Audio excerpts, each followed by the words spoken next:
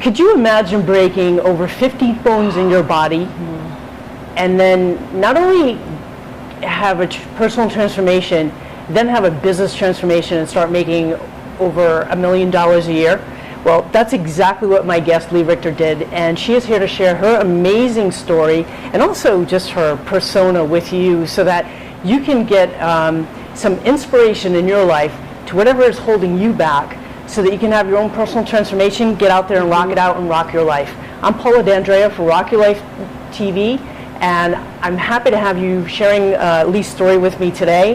I'm just going to dive right in with you, Lee, because I'm totally fascinated.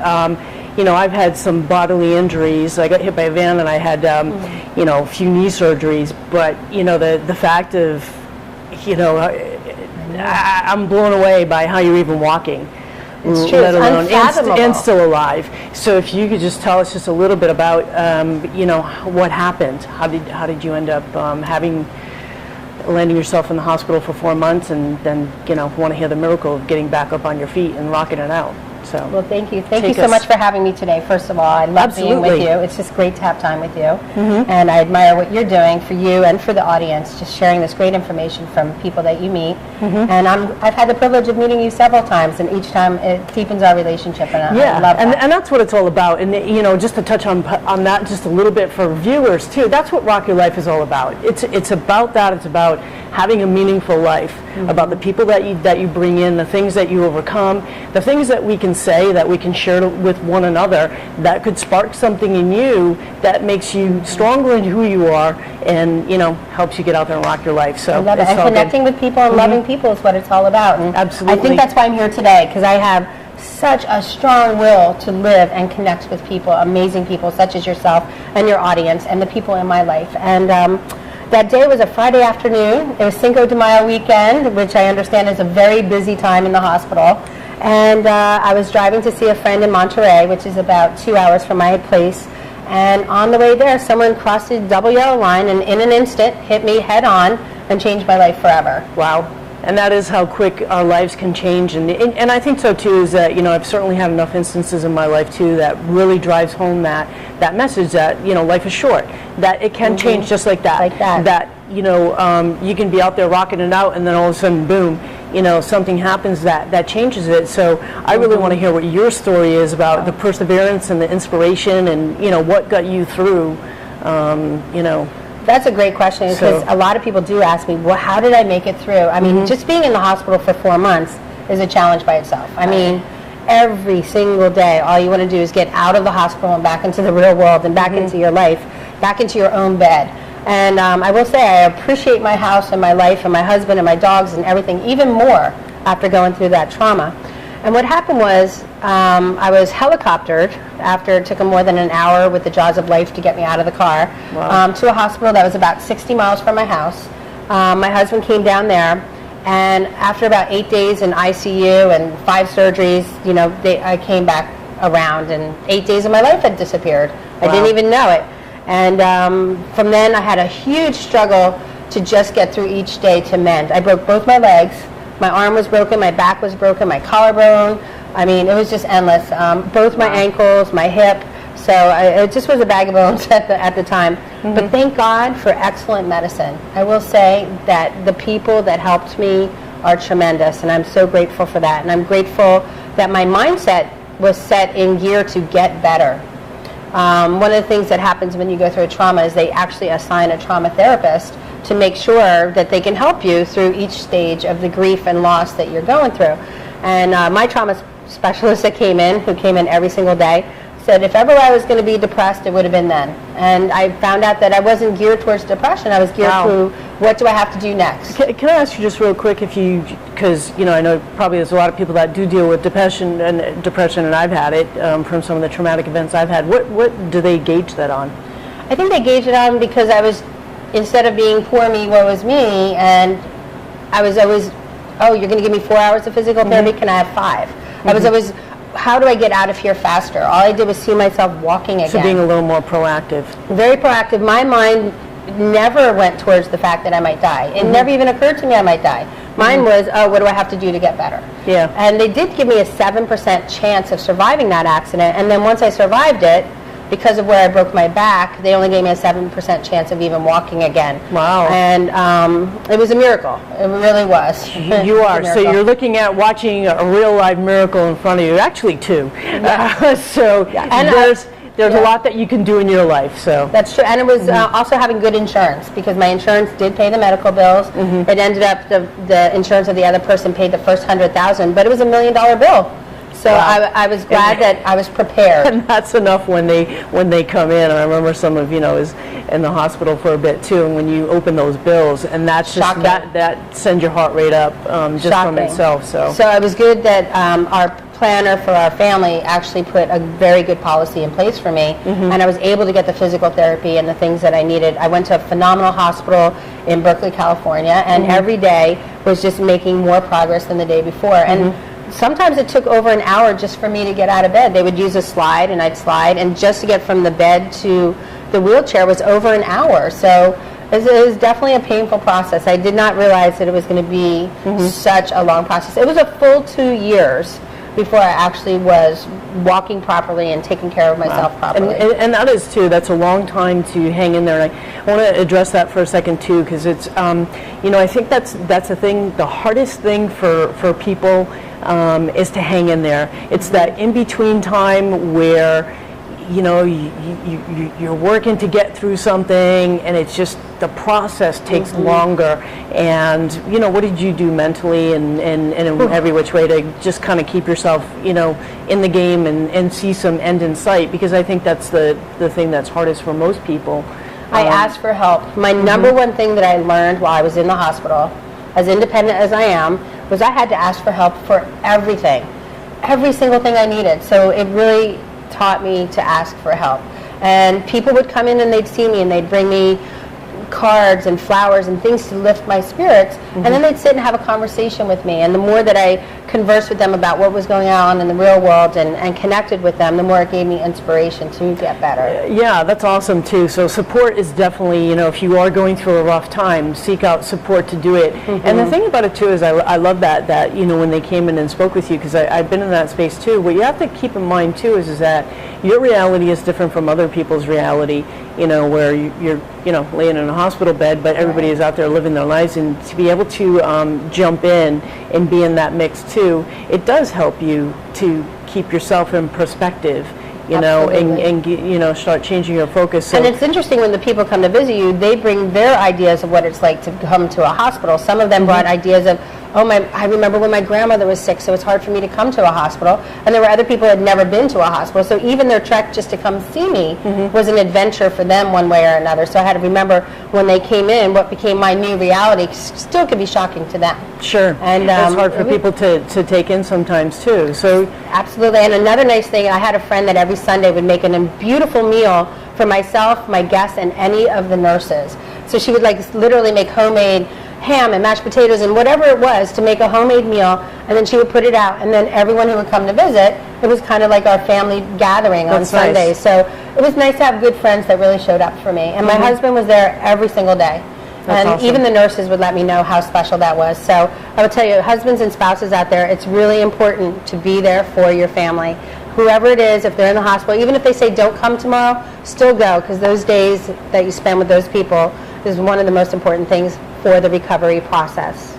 Absolutely. Thanks for sharing that too. That's like just drives it home even further, and to really, and also when the times aren't rough, to really embrace the people around you who are important in your life, because these, like Lee said at the beginning, just like that, life changes. And we've both experienced that, and it's true. When they say time stands still, when life is too short, all of those trite type of sayings that you hear, they really do come true, and they take on a whole different meaning. And you really start getting into, you explore all areas of yourself, a spiritual side. You find out what your zest for living is, and what your approach to life will be, coming on out. So now you've gotten to, as you're back on your feet and you get out there in the real world, what did you do for, because I know we spoke at the beginning about you know, starting this multi-million-dollar business, like what it is. So share that with us. Actually, while it's a really cool story. I appreciate that. While I was in the hospital, I was inspired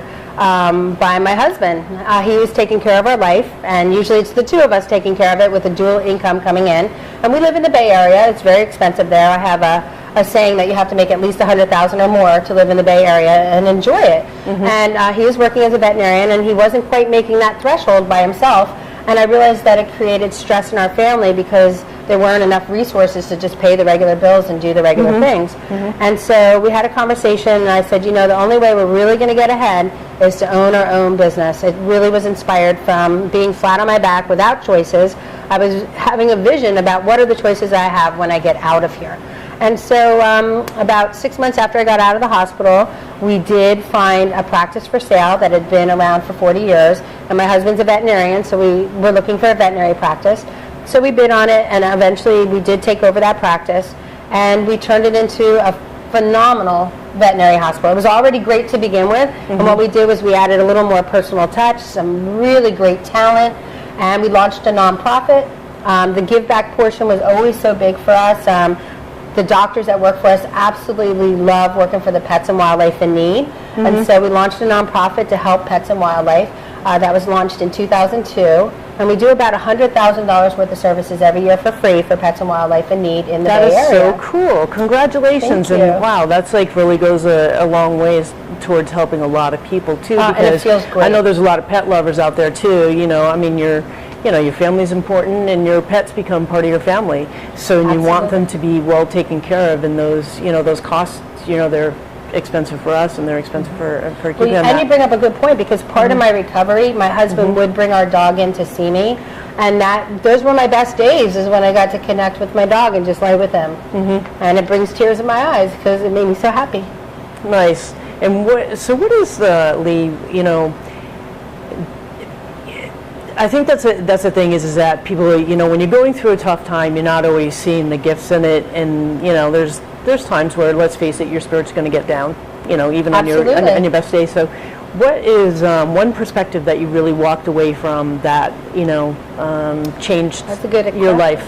One of the things I learned is, when I do business is done in quarters. There's 4 quarters in a year. And I learned every 3 months, every quarter is really a moment in time. I could do anything for 3 months. Even lay in the hospital flat on my back, because guess what? There will be an end to that, and eventually I'll be out and I'll be walking. And I visualize myself every day being out in the world and walking again. I will say I was almost a year that I did not walk, and it was really painful to not be independent for me personally. However, I always kept my eye on the prize. And how did that change you? Because I'm also someone who's very independent too. Because there's a big lesson in that, I'm sure. What are some of the maybe like 2 or 3 things that may have changed for you, being a really strong, independent person, that boom, then you're flat on your back, so many, over 15 bones broken in your body. And the thing about it is that the healing process changes. So one area heals before the next, and there's a whole order to that. In the meantime, there's other things going on in your body. But what are maybe a couple of things that... 2 things. Number one, I learned a lot about acupuncture. Acupuncture is one of the reasons why I am walking again, because we would have an acupuncturist come in, and it created the connections that I needed inside my body for me to have the healing that I needed. So even though the hospital does not allow people with needles to come into the hospital, my husband did go to the chief of surgery and said, I want a holistic approach for her recovery. And even though it's not okay with you, it's something that we have to address and make sure that does happen. So they did allow, with writing, to have an acupuncturist come in and work on me at least 3 times a week. We also had magnet beds brought in. So we took a holistic approach of, I know that all these general medicine people are approaching it one way and they're bringing in their gifts, but what can we do to help that even more? How can we integrate Eastern and Western medicine to make my healing process? I love that, because I think it really is, a combination of the both in many cases. So if there was any struggle that you had, an emotion, a doubt, like what was the biggest thing that came up for you, a fear or anything like that? Well, I realized we take walking for granted, but all of a sudden when I couldn't walk, and it was a process from flat on my back it was basically May to December, and then starting December I could start taking a step. what I realized is I love taking a shower. I did not realize how much I would miss a shower until that happened to me. I love taking my daily shower and enjoying the water. Just the little simple things of even just being able to walk to the shower and take a shower was such a big deal. It was almost like a graduation when I could do it again. Just appreciating all those little things.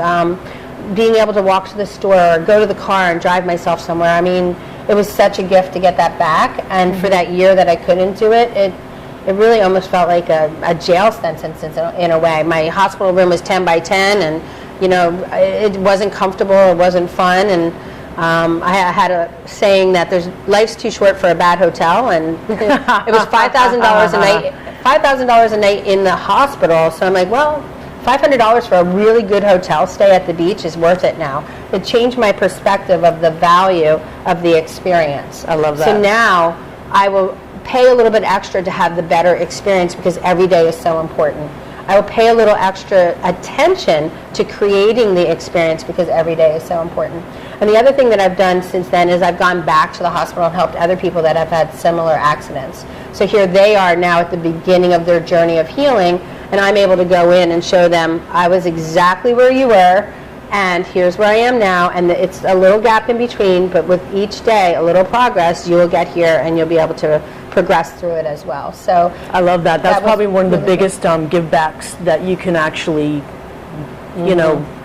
do, because it means you can't put a price on that. And those are the things, that do rock your life is that, those experiences that you create that have tremendous value to them that are not a monetary value. So that is it. I'm happy that you've done a recovery because I've really enjoyed meeting with you and having you on the show. You really have totally rocked it out. I love, and one little quick, I want you to just show your books because your daughter has actually jumped in too to help with your love of animals and your vet school. So we just she loves wrap dogs and up cats. with that. It's true. So one of the things that is a beautiful gift out of this is that we adopted a little girl. Her name is Abigail. We adopted her the day she was born. And what happened was I was inspired after my car accident, and the doctor said adoption would be the best thing for me since I broke my back and where I broke my back. So our little girl Abigail loves animals, luckily, since we have the veterinary hospitals and that's kind of our life. And so she has written books here about her love for animals that we've adopted. So this is Stella the cat, and we have Charlie Brown, and Frida, and Leo. And it all started with Leo. And what happened was when Abby had written these books, as a 9-year-old, she became a #1 best-selling author on Amazon. All 4 books have gone to #1. So at this point, Abby's really inspiring me to make sure I tell more stories as well, now that she's sharing hers with the world. I love it. And so I invite you people that are watching to share your stories too and really get in and live your life. I mean, we've learned, so you've shared so much with us, Lee, and I really appreciate that. Things that'll really help you to, follow your dreams, be inspired, make sure you get support when you're, when you're having a rough patch, and, chock full of really good life lessons in here. I really appreciate it. Absolutely, and every day is an adventure, and have fun. Cool. And is there any way that people can get in touch with you, Lee? Absolutely. I have a blog where I share information about how to build your business and how to connect with the community. It's goasklee.com. goasklee.com. So you can meet me there. Coolio. I love it. I'm Paula D'Andrea for Rock Your Life TV. Be sure to head over to pauladandrea.com/RYLTV. There's a free gift waiting for you there. And also get on the guest list so that you can watch more people like Lee who totally rock in their lives. Thanks so much for watching.